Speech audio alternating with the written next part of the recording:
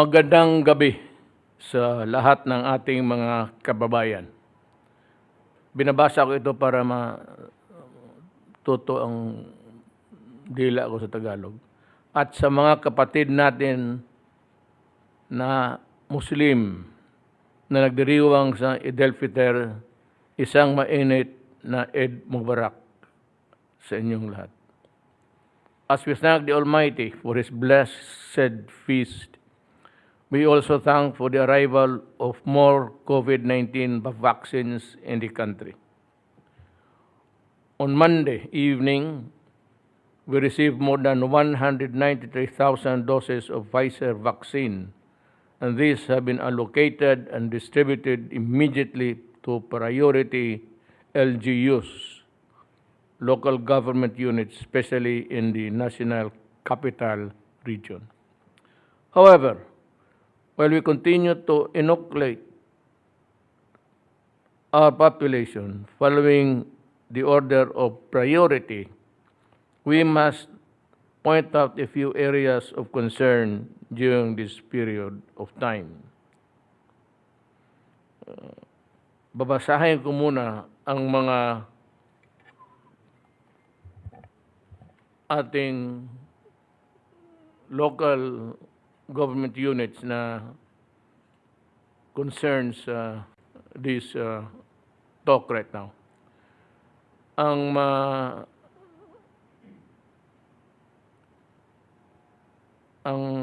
dalawa, Sec Rocky is, do you have the copy? Itong City of Santiago, Quirino, and Ifugao. Please explain para malaman nila kung ba. And R9, which is really Zamboanga City. Yes, sir. So explain nila yung nuances ng Okay, salamat Mr. President, itong Senator Bongo. MECQ, Opo. then GCQ, Opo. then the MJCQ. Okay, go ahead. Ang rekomendasyon po ng inyong IATF ay para ilagay po sa ilalim ng Modified Executive Community Quarantine hanggang katapusan ng buwan ng Mayo ang mga sumusunod, ang siyudad ng Santiago at ang probinsya ng Quirino sa Region 2, sa Cordillera Autonomous Region po ang probinsya ng Ifugao at sa Region 9 ang Zamboanga City po. Now, ang mga lugar naman po na rin-rekomenda na ilagay sa GCQ, bagamat i-explain po ni Secretary Duque kung ano yung magiging classification ng NCR+. Yung NCR, Bulacan, Rizal, Laguna, and Cavite ay yung tinatawag nating GCQ with heightened restrictions. At magpapaliwanag po si Secretary Duque mamaya kung ano ibig sabihin ng heightened restrictions. Tapos ang CAR ang mga probinsya ng Apayao, Benguet, Kalinga, Mountain Province, Abra at ang syudad po ng Baguio. Sa Region 2 po, ang probinsya ng Cagayan, Isabela, Nueva Vizcaya. Ang Region 4A po, ang mga probinsya ng Batangas at Quezon. Sa Region 4B po, Puerto Princesa. Sa Region 10 po, Iligan City, sa MGCQ. And the reason why I nasa iyo ang kompleto, I just arrived last night. Tapos, yun, my mission was another one. Hulo pati Kabakan. Cotabato City, brother. Dahil sa yung ongoing strife doon, na marami na ang napinsala, pati lahat na. And I just gave a warning, and I mean it, because next time around, I do not think that I will be in a position to withdraw my... Pag nasabi ko na yan, alam na yung nakikinig, alam na. Basta pumunta ako ng problema ng Cotabato. Ang problema doon, and BIFF and others, and they continue to plunder, look for trouble, and inflict violence upon the ang talo talaga dyan ang civilian. yung magka-revolusyon nagkagira. The sum of it all, o kung sino ang pinakakawawa, ang civilian, ang mga anak natin, pati mga babae at matatanda.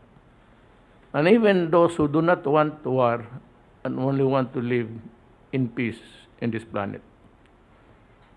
Kaya kagabi ako dumating, ngayon ko lang ito natanggap din. So, sabi ko, magkatukma ba itong kopya natin? Now, so yun, having explained this point,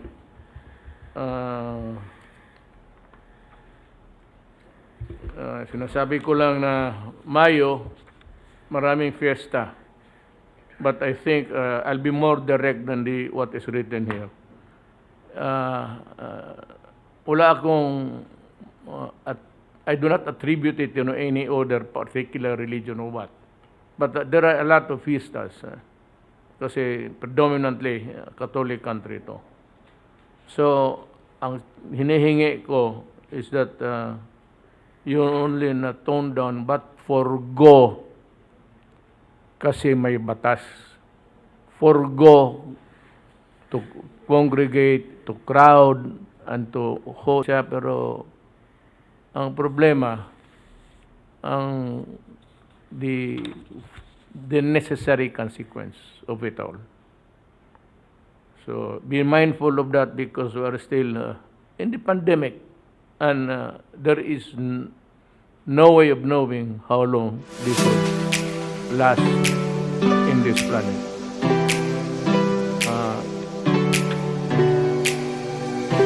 I will not allow the violations of the guidelines given by the task force.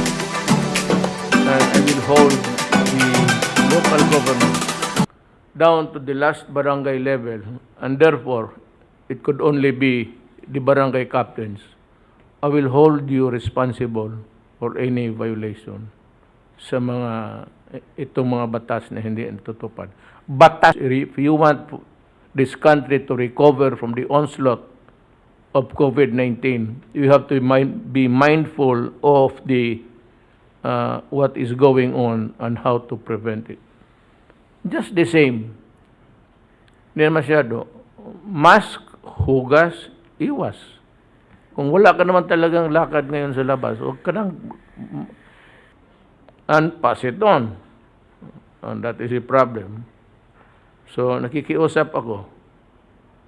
And I said, there are a lot of fiestas which you would like to hold. The problem is, there is also the consequence which we must be mindful of. So, yan, unahin na lang natin para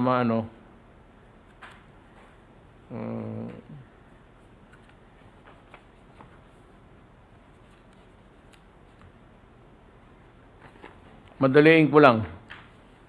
We are not proclaiming that we have gotten rid of corruption. There is still corruption in this government and any other government that will come after me and in the past. Meron talaga yan. If there is a running bureaucracy and there is money involved and there are a lot of tables where the papers would go through, there will always be corruption. Kung ang ayaw ninyo wala, disarahan mo ang gobyerno. But then again, choose which way to go. The most that we can do is to fight it. So, ang mga na paalis sa gobyerno, Preciosa Polonia, OIC Land Management Officer 3, City Environment and Natural Resources Office, Albuera, Leyte, for issuance of free patent in favor of disqualified applicant. Regional Executive Director ng DINA Region 11, Sakarudin Magarang, grave misconduct, involvement in serious irregularities in the issuance of free patent titles. Amante Murmano, Special Investigator, Panaman, DNR, conduct prejudicial to the best interest of the service and falsification of public documents. I hope those guys I hope they will be prosecuted on time. Involvement in the residential free patent applications. Then Maria Baby Ruth Nicholas, Staff Sendro, Gigento, Bulacan, Dina Region 3. Grave misconduct and conduct prejudicial to the best interest of the service for undertaking illegal fixing transactions. Now, mukhang tapos naman siguro yung preliminary. We go now to the discussion. First, we will discuss, ganito yan, mahaba itong discussion namin. So, if it cannot be accommodated in one program, because we cannot have a program dyan sa ating PTB for lasting for about 2-3 hours. So, hatiin na lang ninyo. That's hatiin ninyo yung iba. But we will be discussing now COVID-19, dalawa lang, COVID-19 and the West Philippine Sea issue. So, unahin natin ang COVID-19 kasi ang COVID-19 nakakamatay. Ang West Philippine Sea, hindi, maraming mamatay sa konsumisyon. Pero hindi ako. Yung sumali ng ewan ko ba? It's your turn, Secretary Duque. Magandang gabi po, Mr. President, Senator Bongo, at ang mga kasama ko po sa IATF at sa kabinete at higit po sa lahat sa ating po mga mahal na kababayan sa ngalan po ng Interagency Task Force at DOH ay magandang gabi po. Itutuloy ko lang po, Mr. President, yung kanina pong binanggit ninyo na mga at ni Secretary Roque na yung mga probinsya, syudad at mga munisipyo o mga bayan na isasailalim sa mga iba't ibang community quarantine. Pwede ba natin idiretso na lamang doon? Yan. Ano po? So ito po, ang kaakibat po nito na mga panuntunan, ano po ba yung mga pwedeng gawin at hindi pwedeng gawin sa ilalim po ng General Community Quarantine with heightened restrictions. Yan po. At ang nasasakupan po nito ay ang NCR plus Bulacan, Rizal, Laguna, and Cavite. At kaakibat din po nito ay ang atin pong patuloy na paalala na ang mga mamamayan po ay magpalista sa kanila pong mga local government units para po mapaghandaan ang kanilang pagbabakuna. Yun lang po ang akin pong pinakahuling ulat, Ginoong Pangulo, at ako po ay handa ng sumagot sa inyo po mga katanungan. Salamat po. Somebody nagbigay ng sinyas for me to wear my mask.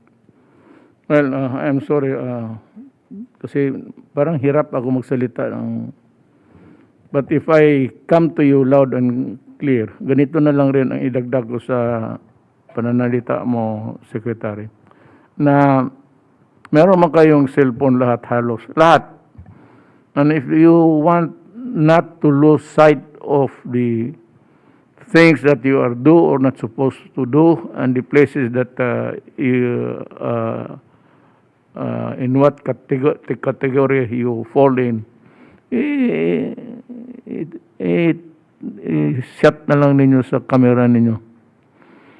Tapos, pag, if you want to know where you are, or you want to be, tignan mo lang yung nakalagay. Because usually, mayroon kaming slide and everything that has to be passed on to the public, we try really to do it in such a way that makuha na lahat.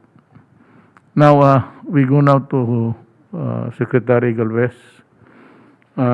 We are now in the vaccine issue. Mr. President, Yes, sir. Senator Bongo, sa ating mga cabinet members na nandito po ngayon, sa ngalan po ng National Task Force na pamumuno po ni Secretary Lorenzana at Secretary Anyo, ako po ay mag-uulat tungkol po sa ating National Vaccination Program and Update. Next slide, please. Sir, maganda po, marami tayong magagandang balita po, sir. There are a lot of good news. Unang-una, yung efficacy of our portfolio of vaccines ay maganda po ang nagiging resulta. Lately po, nag-publish po yung Indonesia na yung Sinovac ay mayroon pong 98% na protected ang kanilang healthcare workers from death. Secondly, mayroon pong report din na 96% ang healthcare workers ay protected din sa hospitalization at 94% sa symptomatic infection. Ganun din po, kanina po kausap ko po yung ambassador ng yung eskwelahan nila, nakatuloy-tuloy na po at saka wala pong problema. So, ibig sabihin, Mr. President, ang message lang po dito yung dalawang country na tama po yung yung sabi niyo po na talagang pagka may vaccine, ito po talaga ay pwedeng mapigilan po ang infection at the same time. Pwede tayong bumalik sa new normal. So, ibig po sabihin po natin na talagang ang ating mga kababayan ay mahikayat po natin talaga na ma-vaccinate lahat po. Dahil po sa inyong guidance na ibigay natin sa ating mga mamayan and free and effective vaccine, yun po ang gagawin po natin. Sa Canada po, kanila na pong binabakunahan ang 12 and above.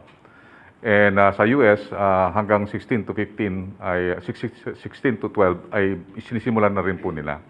Meaning, darating po ang araw na talagang bibili pa tayo ng additional vaccine para sa ating lower bracket from 17 to 1 years old, which is comprisingly 29 million po yun. At sinasabi po ng Israel, yung kanilang mga expert po doon, na hindi talaga na natin fully ma-eliminate ang disease. Kung may sizable amount of population na hindi pa po nababakunahan. So, ibig sabihin po talaga, dapat talaga mabakunahan po natin lahat ang ating mamamayan para ma-eliminate po natin yung disease. And then, ang pangalawang magandang balita po, Mr. President, ang ating mga vaccine po ngayon, dati po, nung first quarter, the vaccine is coming on trickles. Ngayon po, Mr. President, they are coming in millions, in volumes. So natutuwa po kami na talagang sa ngayon po, talagang 1.5 million, 2 million na po ang dumadating. And also, yung pangatlo pong magandang balita ay yung COVAX at saka WHO are now fulfilling their commitment dahil po nakikita po natin, tumataas na po ang global production at saka nag-ease out na po yung mga rich countries na inilalabas na po nila yung mga excess na nilang vaccine. At natutuwa nga po tayo dahil malaki po, very significant po ang tulong sa atin ng COVAX at saka WHO. Kaya maraming nagpapasalamat po kami kay Dr. Rabi ng WHO. And then, pati po kay Senator Bongo, na gusto nilang mag-add ng mga vaccine. Ibig sabihin talaga yung mga LGUs talagang kinakapos na sila ng vaccine dahil marami na pong gusto magpa-vaccine. Especially po yung at saka yung mga tatawag natin yung mga economic frontliners at saka mga government workers. Let me cut you Yes, sir. dito. We will distribute the vaccines as fast as they come to our possession. So ganito yan. Napipilitan kasi ako kasi lahat naghihintay. Pero sabi nga nila, hindi naman, sabi nga niya noon, it came in trickles. Ngayon, medyo volume na. So maghintay lang kayo because these things must be distributed immediately. The fastest way that we can do it. So yun ang tandaan ninyo na mabilis na ang dating ngayon at mabilis din ang bigay natin. It goes to without saying, magbilis, pagpasok, bilis din tayo magpalabas sa inyo. In few hours, nag-administer na po sila ng Pfizer po sa ngayon. And then yung AstraZeneca po natin, wala pong isang araw, halos na i-deploy na po natin nationwide. Ang medyo na delay lang po talaga yung 1.5 million na Sinovac dahil kasi may kailangan po na certificate of analysis kasi mahigpit po ang China in terms po sa implementation kasi pagka once na dumating po dito ang vaccine natin, iintayin pa po yung tinatawag nating stability na ma-stabilize yung vaccine ng 1 week. Tsaka po nila i-issue yung certificate of analysis. So yung 1.5 million po, i-announce po namin sa LGU na darating po yung kanilang certificate of analysis this coming Saturday po. So may deploy namin po kaagad yung 1.5 million na galing po sa China. And then, ang isa pa pong napakagandang balita po na sinabi nga po ni Secretary Duque na ina-announce niya na yung cases na are decreasing now in NCR. Pero dapat hindi tayo magkumpiyansa dahil kasi umaangat naman po sa mga traditional na mga areas na umangat nung panahon ng 2020. So nakita po natin, umaangat po sa Zamboanga City, umaangat po sa Puerto Princesa. Kaya dapat mag-ingat po tayo dito sa NCR dahil kasi talagang nandito pa po ang ating kalaban na COVID. Ang pang-anim po na magandang balita ay yung active participation po ng private sector. Mahal na Pangulo, yung private sector, sila ang gumawa ng simulation kung paano ang NCR ay makakamit nila ng 120,000. Gumawa po sila ng tinatawag na mga scenario building. At ngayon po, nagkakaroon po sila ng consultation at simulation with the NCR mayors para po talagang makuha po natin yung herd immunity by November. Yun po ang ginagawa po nila dahil kasi ang challenge po talaga. Yung LGU at private sectors are committed to have a better Christmas this year.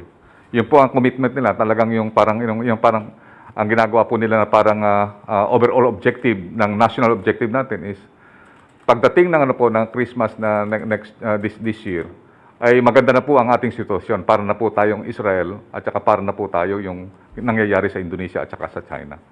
By the grace of God. Opo, by the grace of God po. Sa awa po ng Diyos po.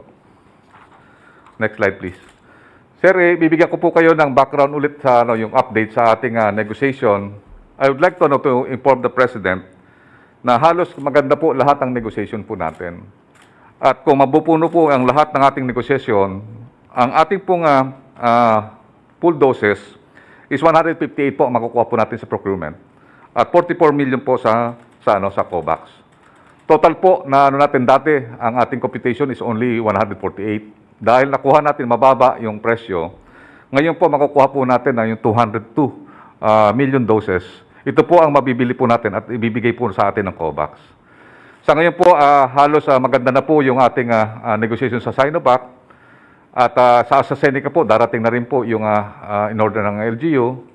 Yung Moderna po, nag-usap na po kami kahapon pertaining yung logistics na darating po na 250,000 this coming June. At saka yung Gamaleya po, nag-uusap na naman kami at magkakaroon po ng 1.3 million na delivery ngayong month. And then yung Pfizer, magkakaroon na po kami na pirmahan ng head of terms at yung kanilang pong order sa atin is order natin is 40 million. 40 million doses. Yun po ang allocation po natin galing from the Pfizer. And then yung Novavax, bukas po ipa-finalize po namin ang agreement kasi gusto po ng LGU at saka po ng private sector makihati po sa 30 million na po natin. So paghahatian po namin kung ilan po yung para sa atin at saka para po sa national government. Yun po ay sa inyong Fine with us. Fine with us. Opo. And then yung Johnson & Johnson, yun lang po inano po namin at magkakaroon na rin po kami ng at least final na po na sa mga agreement po natin. At ang nakita po natin halos lahat po ng ating portfolio ay magaganda po ang performance at ginagamit po ito, milyon-milyon na po ginagamit sa buong mundo. Next slide please. Sir, kahapon po, dumating po yung kagabi, dumating po yung 15,000 ng Sputnik. Ito po yung tinatawag nating component number 2 or yung tinatawag nating pang second dose. And then by next week, baka darating na naman po another 300,000 from Sputnik. Next slide please. Sir, sa delivery po natin ng February to April, meron po tayong 4 million. And then ngayon pong May, meron na po tayo na-deliver na 3,753,450 doses. Pero mayroon pa po tayo darating sa May 20, darating po ang 500,000 na Sinovac.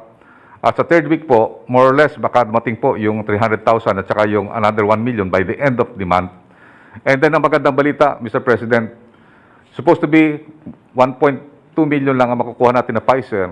Pero nagtanong sila, kaya nyo bang i-administer yung 2.2 ngayong May? So sinabi po namin, kaya namin itanggap. So this May, sa COVAX po. Kaya tuwan-tuwa po tayo dahil kasi nadagdagan po tayo ng 1.2 ngayong month. And then sa coming June, meron po tayong darating na almost 2 million po na AstraZeneca. Ito po yung pang second dose doon sa nauna po na 2 million ng COVAX. And then malaki pong order natin, pinakamalaking order po natin na bibilin po natin is 4.5 million or 4,500,000 doses. Ito po kasama na po yung 500,000 ng FCCI. And then yung Moderna, darating din po yung 250,000 at ang AstraZeneca, yung sinabi ko nga po na 1.3 na doses. And then also, darating din po yung 2 million po na Sputnik. For a total po na makukuha po natin sa May is 7 million. Dito po sa June is 10 million. At ang magiging inventory na po natin by the end of June is 21,829,050. So malaki na po ang magiging volume po natin by the end of June. Kaya na po niyang makuha yung A1, A2, A3 na priority po natin.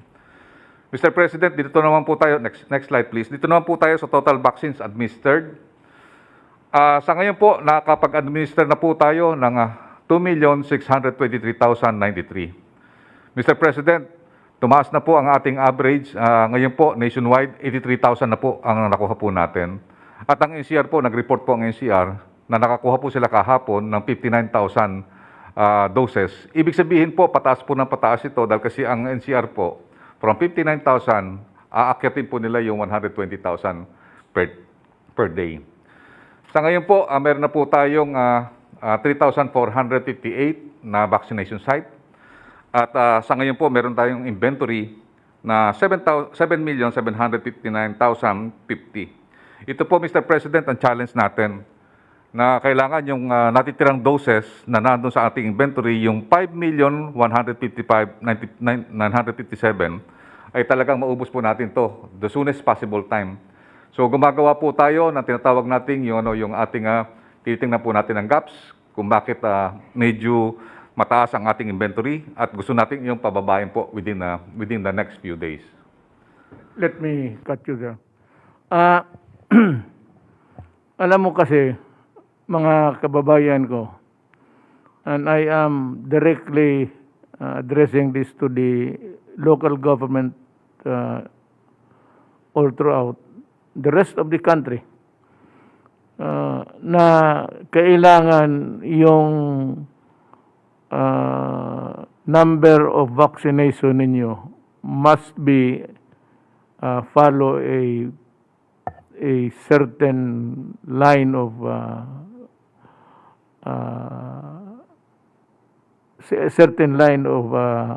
way of action because itong mga bakuna dadating may ano ba ang magkaiba-iba ba ang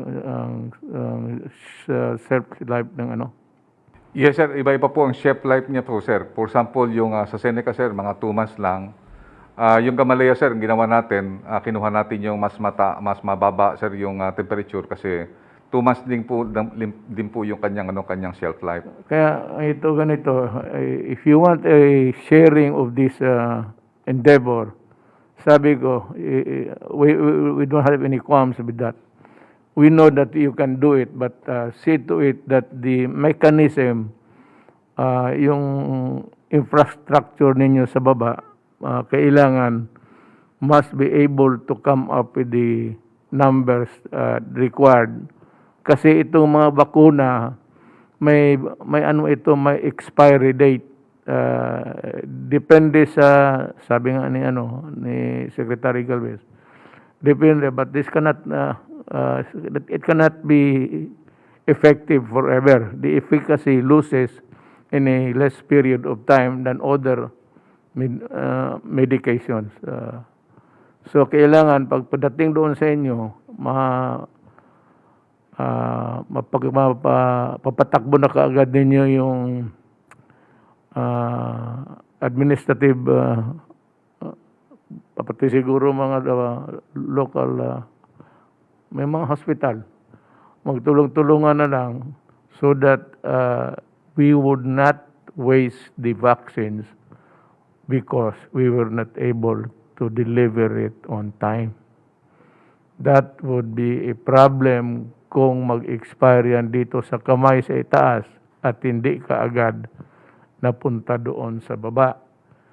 At ang conversely, kung ang baba naman hindi prepared, so ito kailangan ng handling, special kind of handling. It has to be, there's a certain temperature that you have to maintain. Otherwise, you would louse up everything. It would lose its effectiveness. So that are the things that you must, alam ng mga doktor yan, hindi ko na kailan I am just saying this because I do not want to lose the battle here through negligence.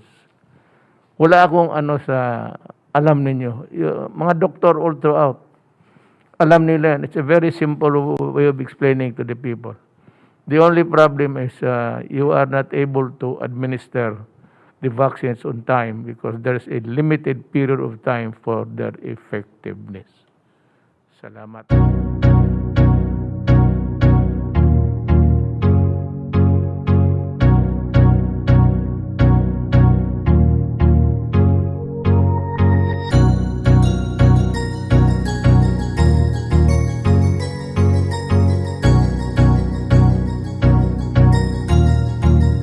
That